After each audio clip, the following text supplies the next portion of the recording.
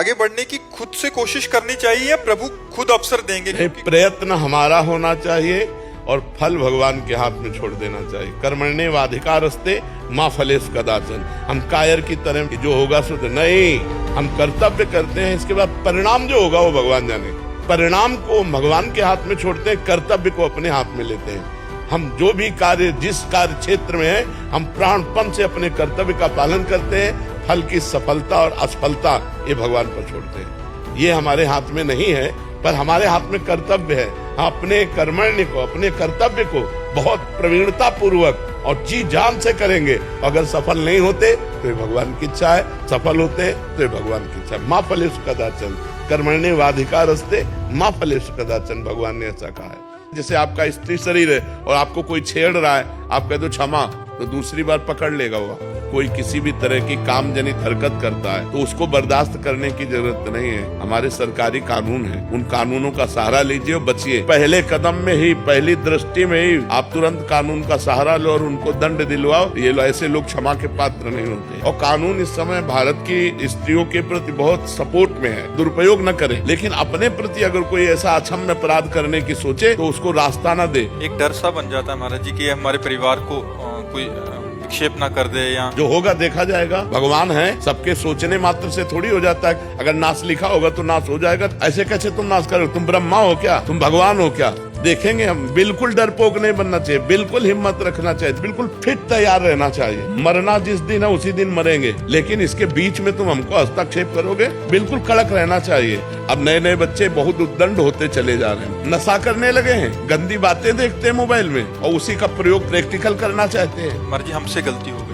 और सामने वाला हमें बहुत ब्लैकमेल कर रहा है और फिर गलती पे गलती बन रही है। ऐसी स्थिति में हम बिल्कुल ब्लैकमेल नहीं होना चाहिए। अगर हमसे गलती हो गई तो एक बार गलती हो गई, माना कि तेरे साथ एक बार गलती हो गई तो ये थोड़ी मम्मी जाने, पापा जाने, विश्व जाने, तो बार बार थोड़ी हम ब्लैकमेल होते रहेंगे। एक बार हमसे त्रुटि हो गई, एक बार गलती हो गई, दबना नहीं चाहिए कि एक बार हमसे गलती होगी, हम भेद खुल जाएगा। डरना, मन उदास, अकेलापन के साथ मन बुद्धि लोगों का उपचार करती हूँ मर्जी, क्योंकि अधिकतर लोग आत्महत्या के लिए विचार करते हैं दिन भर। ऐसी नकारात्मकता भरी जब अधिक पाप हो जाता है तो शरीर नष्ट करने के लिए स्वयं ही प्रेरित कर देता है मन। ये जो आत्महत्या है ये अधिक पाप का कारण है। अधिक चिंता, अधिक शोक, ये सब पाप के लक्षण है। अधिक चिंता, अधिक शोक हुआ और नकारात्मक भाव बढ़ गए तो उसको लगता है कि शरीर शांत कर दे तो हम शांति को प्राप्त, लेकिन ऐसा नहीं है। कि दूसरों को तो बचा देती हूँ बट इतना खुद निराश हो जाती हूँ कि लगता है कि इसको छोड़ दूं क्या पेशे को। नहीं, पेशा न छोड़िए,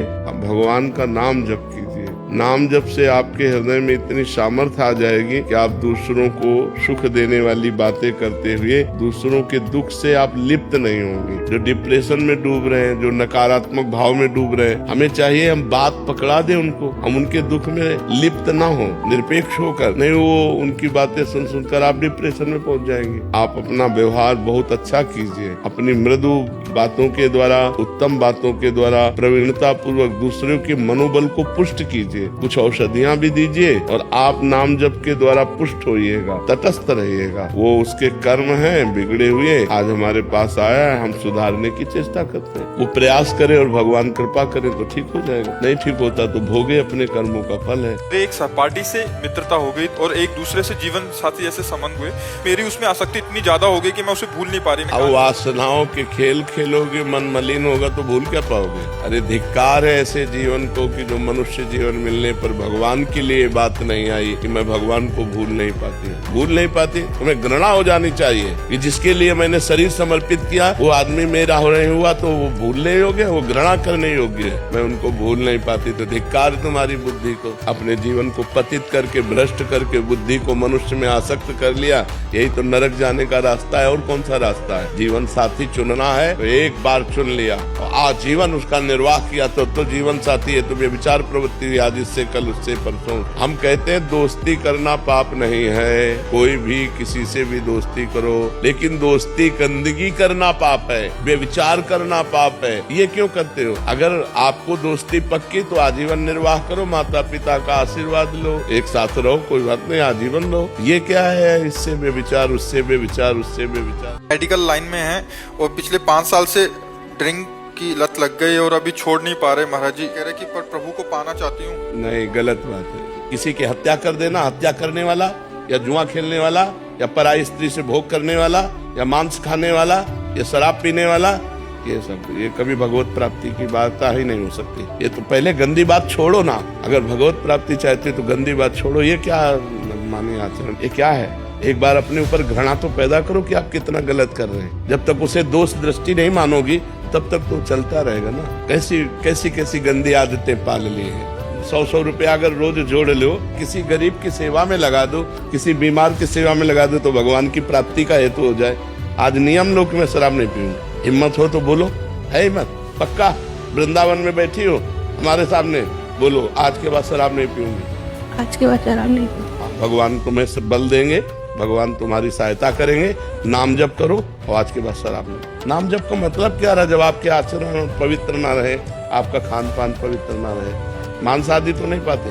हाँ तो बस शराब आज से छूट गई, अब दोबारा मत पीना। अगर अब पियोगे तो फिर कोई चांस नहीं है।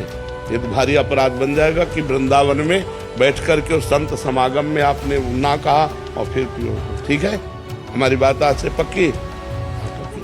इनकी 17 वर्षीय बेटी थी। 2.5 साल पहले अपने स्कूल के बच्चों की मारपीट की वीडियो अपने पिताजी के फोन से लेकर अपनी एक सहेली को भेज दी। उसके बाद वो वीडियो वायरल हो गई। इस कारण उसके पिताजी ने उसे डांटते हुए कुछ कड़वे वचन बोले। 3 दिन तक दोनों एक दूसरे से बोले नहीं और वो इतनी कठोरता सह नहीं पाई और उसने आत्महत्या कर ली। महाराज जी, इस आत्महत्या के दोषी हम हैं या उसके और उसके हमारे प्रारब्ध? क्या है, पापा है 3 दिन नहीं बोल रहे, चौथे दिन बोलेंगे। हमको अपनी तरफ से सॉरी बोलना चाहिए। तो हमें आप कर लेने से कोई निदान हो गया क्या? प्रेत योनि मिलेगी जा करके। हमें लगता है कि अगर आप तो 1 सप्ताह की भागवत उसके लिए करवा लो। अगर हम उसको प्रेरित करें और फिर वो आत्मा करे तो बात होती है। अब अपने आप विचार करके, बच्चे हैं, माता पिता को भी चाहिए कि बच्चों से फ्रेंडवत मित्रवत व्यवहार करें, जिससे वो उनके जो अंदर छुपी हुई भय या छुपा हुआ संकोच या छुपा हुआ अपने को मारने की बातें वो सब निकल जाएं। कि अगर बाहर मान लो गलती भी हो गई कोई, तो घर में आके अपनी मम्मी से बात कर ले, अपने पापा से बात कर ले।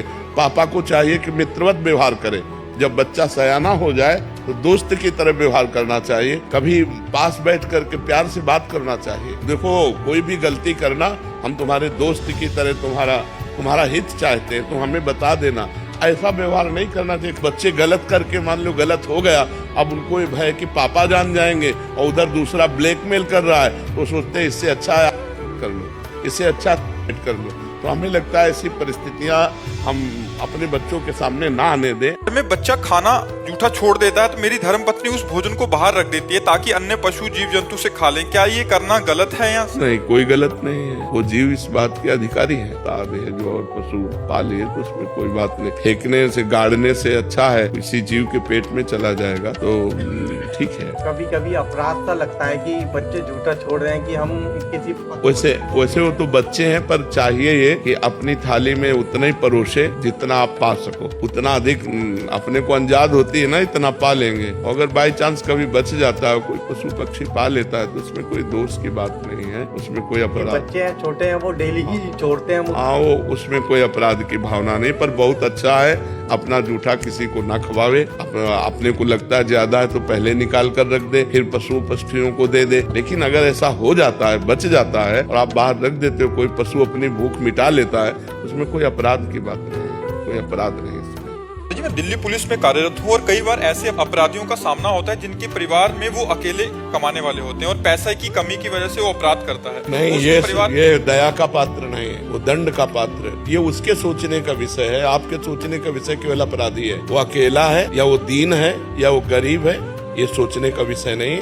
आपके सोचने का विषय केवल आपने जो अपराध किया उस अपराध का दंड देने का, उस अपराध का दंड देने तक पहुंचाने का ये मेरा कर्तव्य है। मैं अपने कर्तव्य का पालन करता हूँ। तुम अकेले हो या 100 हो, तुम गरीब हो या धनी हो, इससे कोई तात्पर्य नहीं। उस पर दया नहीं करनी चाहिए। हाँ, इसमें एक गुंजाइश हो सकती है, यदि वो अपराधी आपसे विनय करता है और आपको पक्का समझ में आता है कि अपराध तो बन गया इससे, लेकिन आपराधिक प्रवृत्ति नहीं है इसकी। कभी कभी ऐसे भी लोग होते हैं जिनकी आपराधिक प्रवृत्ति ना होने पर तात्कालिक संयोग से अपराध बन जाता है, वो समझ में आ जाता है। तो हमको उनको बख्शने की तो बात नहीं कह सकते, क्योंकि कानून के लिए न्यायालय है।